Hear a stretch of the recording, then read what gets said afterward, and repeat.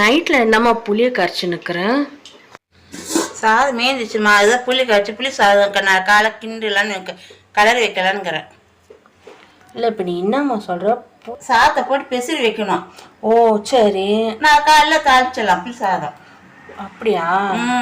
சரி சரி. புளி தண்ணியிலம்மா கொஞ்சம் உப்பு போட்டு சாதத்தை போட்டு பெசரி கிளறி வைக்கணுமா. இப்படிதாம்மா கொஞ்சம் கொஞ்சமாக புளி தண்ணி ஊற்றி ஊற்றி பெசரி வைக்கணும்மா. பொறுமையாக பெசரி வைக்கணும்மா. அங்கங்கே வெள்ளை வெள்ளையா இருக்கல எல்லாம் நல்லா கலரி வைக்கணும். கலரி வைக்கணும். காய்ச்சல் எண்ணெய் கடலப்பருப்பு உளுத்தப்பருப்பெல்லாம் போட்டு தாளிக்கலாம். பச்சை மிளகாலாம் போட்டு மஞ்சத்தூள் போடலாமா? தாளிக்கு மஞ்சள் போட்டு தாளிச்சிக்கலாமா. புளி போட்டு பெசரி வச்சுக்கிறோம்மா. தட்டு போட்டு மூடி வச்சுட்டு நாலு காலைல கலரலாம். நேற்று நைட்டு புளி சாதம் கலரி வச்சிடலாமா. இப்போ எப்படி இது பாருமா.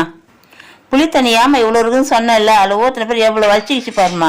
ஏன்னா கொஞ்சம் கடுகு போடுமா, கடலை உப்பு போடு, வேர்க்கடலை போடுமா, நல்லா சோக்கட்டும். பச்சை மிளகா கறிவேப்பிலை போடுமா, சிட்டிக்க மஞ்சள் தூள், கொஞ்சம் பெருங்காயத்தூள் எல்லாம் போட்டு கலர் வந்து சாதம் கிண்டி வச்சல அது கொட்டி கலருமா. சாதம் நல்லா கலருமா. நைட்டு சாதம் மீந்துச்சுன்னா தண்ணியும் ஊற்றி வைக்கலாமா. இந்த மாதிரியும் செய்யலாமா. பெரியவங்க பழுது சாப்பிடலாமா, பசங்க சாப்பிடாது. அதெல்லாம் புளி சாதம் கலரி கொடுத்தா சாப்பிடும்மா. ஒரு விடு காத்து கேட்குறம்மா. உன்னை அள்ளவும் முடியாதுமா, கிள்ளவும் முடியாது. அது என்னம்மா தெரியலம்மா, யோசிச்சு சொல்றேம்மா. நான் சூப்பராக புளி சாதம் ரெடி ஆகி போச்சுமா. நீங்களும் செஞ்சு பாருங்க.